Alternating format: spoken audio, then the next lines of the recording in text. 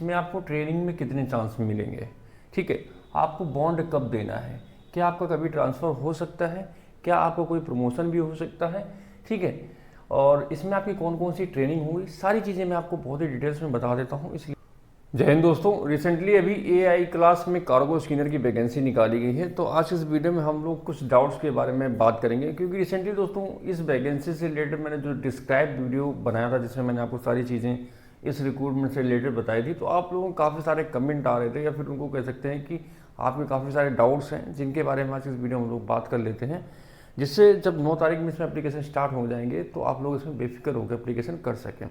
सबसे मेन बात इसमें यह है कि इसमें आपको ट्रेनिंग में कितने चांस मिलेंगे, ठीक है, आपको बॉन्ड कब देना है, क्या आपका कभी ट्रांसफ़र हो सकता है, क्या आपको कोई प्रमोशन भी हो सकता है, ठीक है, और इसमें आपकी कौन कौन सी ट्रेनिंग होगी, सारी चीज़ें मैं आपको बहुत ही डिटेल्स में बता देता हूँ। इसलिए आप लोग चीज़ों को समझ लीजिए, उसके बाद ही आप लोग इसमें डिसीजन लेना एप्लीकेशन करने के लिए, ठीक है, क्योंकि मेरा काम है आप लोगों तक सही इन्फॉर्मेशन पहुँचाना, ठीक है, उसके बाद ही आप लोगों को डिसीजन लेना चाहिए, ठीक है।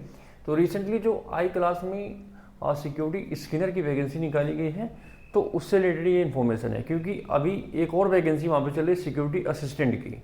जो असिस्टेंट है वो इनके अंडर में काम करेगा स्कैनर्स के अंदर में, तो जो असिस्टेंट है वो अलग चीज़ है और जो सिक्योरिटी स्कैनर है वो अलग चीज़ है। ये चीज़ बिल्कुल क्लियर आप लोग समझ लीजिए, ठीक है, क्योंकि दोनों वैकेंसी साथ में निकली तो कहीं ना कहीं आप लोग कन्फ्यूज ना हो जाए। उसमें 166 पद हैं, इसमें 227 पद हैं, ठीक। तो इसमें टोटल 227 पद हैं, अमृतसर में 35 हैं, बड़ोदरा में 16 हैं और चेन्नई में 176 पदों के लिए वैकेंसी निकाली गई है, ठीक है। तो सबसे पहले इसमें हम लोग बात कर लेते हैं जॉब किस प्रकार की है, जॉब कैसी है, क्या आप लोग इसमें कभी परमानेंट हो सकते हैं। तो परमानेंट तो इसमें आप लोग ज़िंदगी में नहीं होंगे, इस चीज़ को तो बिल्कुल ध्यान रखिए, ठीक है। इसमें आप लोग परमानेंट कभी नहीं होंगे, आप लोगों की जॉब हमेशा कॉन्ट्रैक्ट में ही रहेगी। 3-3 साल का कॉन्ट्रैक्ट रहेगा, मगर रिन्यू होता रहेगा। ये 3-3 साल करके ये 58 साल तक रहता है, मगर इसमें कुछ टर्म एंड कंडीशन होती हैं, उन सभी चीज़ों के बारे में भी आप लोग जान लीजिए, ठीक है, क्योंकि इसमें आप लोगों को ट्रेनिंग पास करना अनिवार्य है। अगर आप लोग ट्रेनिंग पास नहीं करेंगे तो आपका कॉन्ट्रैक्ट रिन्यू नहीं होगा, इस चीज़ को ध्यान रखना। तो इसमें कौन कौन सी ट्रेनिंग रहेंगी, किस प्रकार की ट्रेनिंग होती है, उनमें कंपटीशन कितना रहता है, तो उनके बारे में भी आगे हम लोग बात करेंगे। इसलिए आप लोग वीडियो पूरा देखें, आप लोगों को बहुत काम का वीडियो होने वाला है, ठीक है। तो आप लोग ध्यान रखना, ये आपकी जॉब हमेशा कॉन्ट्रैक्ट बेस पे ही रहेगी, परमानेंट तो आप कभी नहीं हो सकते, इस चीज़ को ध्यान रखना, ठीक है। तो इसमें अगर आप लोग ट्रेनिंग कंप्लीट कर लेते हैं, जैसे ही आपकी सारी ट्रेनिंग कंप्लीट हो जाएंगी तो आपकी इसमें स्टार्टिंग सैलरी 30,000 हो जाएगी, अगले साल आपकी 32 और उसके अगले साल आपकी 34,000 में सैलरी हो जाएगी, ठीक है।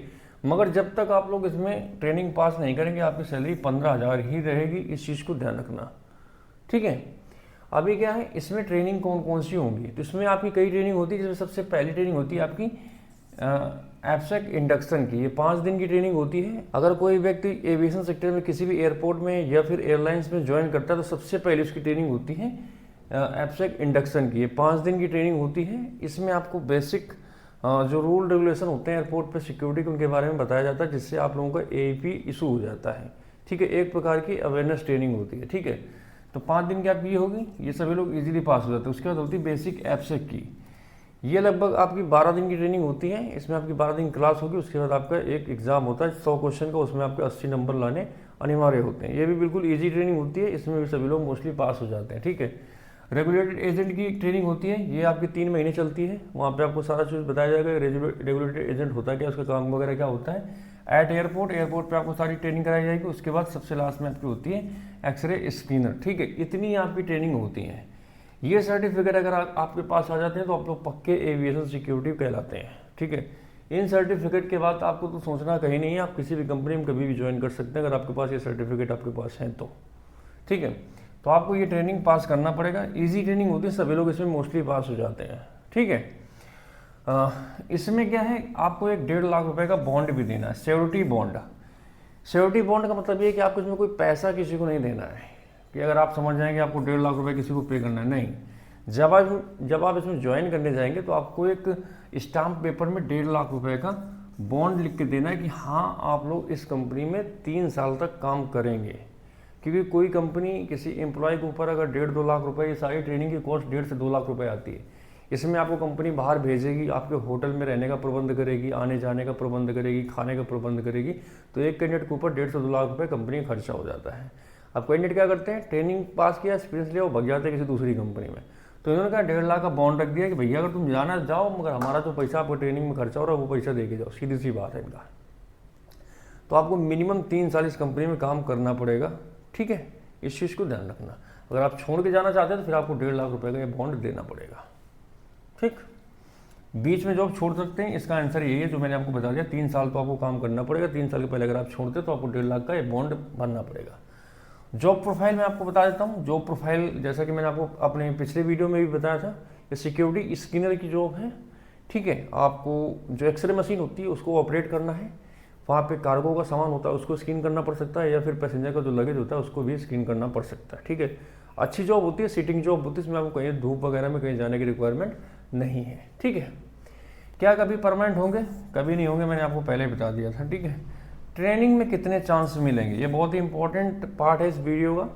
तो इन्होंने अपने नोटिफिकेशन में साफ साफ लिखा है कि जब आप लोगों को ये ट्रेनिंग के लिए भेजेंगे तो पहली बार में तो आपका कोई पैसा कहीं पर भी नहीं लगेगा।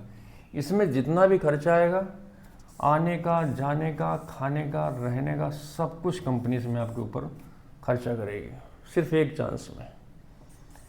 मोस्टली 80 to 90% कैंडिडेट तो पहले चांस में पास हो जाते हैं, मगर जो 10-20% बचते हैं उनको ये कंपनी दूसरा चांस देगी।